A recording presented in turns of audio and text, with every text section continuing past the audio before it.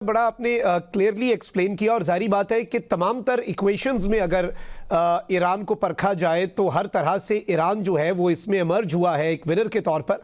और अब निगोशिएशंस जो हैं उनमें भी डोनाल्ड ट्रंप गालिबन यूं लग रहा है कि फ्रस्ट्रेटेड हैं। ब्रिगेडियर साहब, आप किस तरह से देखते हैं कि यूएस के आगे कुआं है, पीछे खाई है, डोमेस्टिक ऑडियंस है, जंग के खिलाफ भी हैं, लेकिन वो जो एक वीकनेस का तासुर है वो द माइटी यूएस वो नहीं देना चाह रहा, तो अमेरिका तो बड़ा बुरे तरीके से फंस गया। और वो भी अपनी जंग नहीं थी, इसराइल की जंग थी, इसराइल सुकून से बैठा है, फंस अमेरिका गया।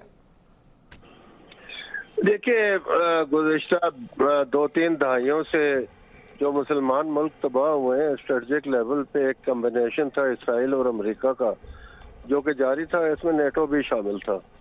तो अब इनके सामने जो ईरान रह गया था, ईरान को ये नेतन्याहू की बहुत अरसे से कोशिश थी कि इसके ऊपर बॉम्बिंग की जाए और अमेरिका ने धोखा दिया। 2-3 दफा नेगोशिएशन के दरमियान उन पर बॉम्बिंग कर दी। किसी इतनी बड़ी फौज जमा करके वो आए हैं, उनके जो स्ट्रेटेजिक अहदाफ थे, जंग के जो मकासद थे, वो कामयाब नहीं हुए। ना तो वो ईरान के अंदर रजीम चेंज कर सके और ना ही मशरक़ वस्ता के जो बाकी मांदा अरब ममालिक हैं, लिटरल स्टेट्स हैं, उनको ये बावर करा सके कि अमेरिका उनकी सिक्योरिटी का ज़ामिन है।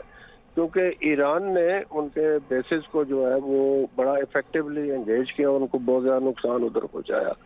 तो अब अरब ममालिक ये सोचने पर मजबूर हैं कि इतने ज़्यादा पैसे खर्च करने के बावजूद हमारे साथ ये हुआ है। लेकिन मैं ये ज़रूर कहूँगा कि अरब ममालिक को अगर ये समझ आ गई है कि उनको थ्रेट ईरान से नहीं है, अमेरिका और इसराइल से है, फिर तो कुछ बात बनती हुई आपको नजर आती है। लेकिन मुझे अफसोस से ये कहना पड़ता है कि कुछ लोग अभी भी अरब मुल्कों में इसराइल और अमेरिका और इंडिया की गोद में बैठे हुए हैं, तो वो सही स्ट्रेटजिक सिचुएशन जो है वो समझ नहीं सके। जो एनर्जी कॉरिडोर है हरमुज का, वो तो खुला हुआ था जंग से पहले, वो बंद तो जंग अमेरिका की वजह से बंद हुआ है। और अब जंग आप शुरू तो कर सकते हैं, लेकिन जंग एक बहुत ज्यादा एम्बिवलेंट चीज होती है और हेजी चीज होती है, ये नहीं आपको समझ आ सकती कि आप अपना ऑपरेशनल साइकिल जो है वो कहाँ पे क्लोज करें। तो अब उनको ये भी खतरा हो गया है कि बाब अल मंदब, गल्फ ऑफ अक़बा और जो दूसरी तरफ से तेल की सप्लाई है वो भी बंद हो जाएगी। तो अब सूरत हाल ये है जी कि अमेरिका ये भी नहीं कर सकता कि वो ईरान को एक एम्बोल्डम और इफेक्टिव मिडल पावर छोड़ जाए, लेकिन उसके पास चॉइस कोई नहीं। अमेरिका असल में हार चुका है। हारने की ये बात ये है कि ये ना समझा जाए कि चूंकि ईरान के अंदर तबाही ज्यादा हुई है इंफ्रास्ट्रक्चर की, तो इसलिए वो हार गया। हारा वो इसलिए नहीं है कि अमेरिका उसको हरा नहीं सका और अपने जो मकासद हैं, जंग के स्ट्रेटजिक एम्स हैं, वो हासिल नहीं कर सकता। वो ईरान अभी भी खड़ा है और लड़ रहा है और फॉरसेबल फ्यूचर में वो लड़ता रहेगा। अब इसमें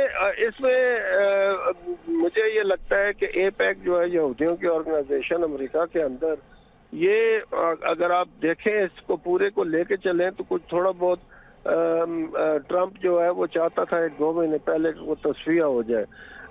है तो वो उसके बयानात पे यकीन नहीं किया जा सकता, झूठ भी बहुत बोलता है। लेकिन हुआ ये है कि मेरे ख्याल में नेतन्याहू जो है ना, got around him and told him कि जी अगर आप पेटम पोल जीतना चाहते हैं तो you have to continue attacking Iran. मेरा अपना ये ख्याल है कि यहूदियों की जो ऑर्गेनाइजेशन और नेतन्याहू जो है they got better of the Trump, क्योंकि ट्रंप मेजॉरिटी लूज करता है तो ट्रंप जो है उसको बहुत ज्यादा पॉलिटिकल खतरात हैं अंदर अमेरिका के अंदर, तो उस तरीके से ये कनेक्टेड है।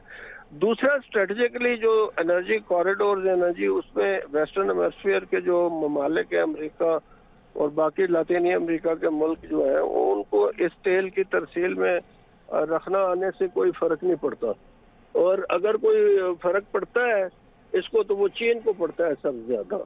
एक लोगों को ये नजर नहीं आता कि स्ट्रेट ऑफ मलाक्का के ऊपर जो ब्लॉकेड है इस ऑयल का, उसमें इसमें एक छुपी हुई चीज है, छुपी हुआ स्ट्रेटजिक एम है, और वो ये है कि चाइना की कनेक्टिविटी, उसकी प्रोडक्शन, उसकी एक्सपोर्ट और उसकी प्रोग्रेस को रोकना, और उसमें तेल की तरसील में जो है वो कहती है स्टेट ऑफ मलाक्का उसके लिए बड़ी जरूरी है। तो चीन ने तो कोशिश की है कि वो ऑन लैंड जो है वो कनेक्टिविटी जो है करे दुनिया से, तो इसीलिए अमेरिका जो है वो सी पैक के भी खिलाफ है और सी पैक भी पाकिस्तान में इसी वजह से सुस्त रवि का शिकार है कि हम अमेरिका के इन्फ्लुएंस से पूरी तरह निकल नहीं सके। लेकिन बुनियादन मरसूस के बाद और ये जो मीडिएशन है जंग में, इसके बाद जो पाकिस्तान की पॉलिटिकल स्टैंडिंग है, डिप्लोमेटिक स्टैंडिंग है, उसमें फ़र्क पड़ा है। और ये पाकिस्तान तक है कि इसको कैसे वो आगे जाके अक्रू कर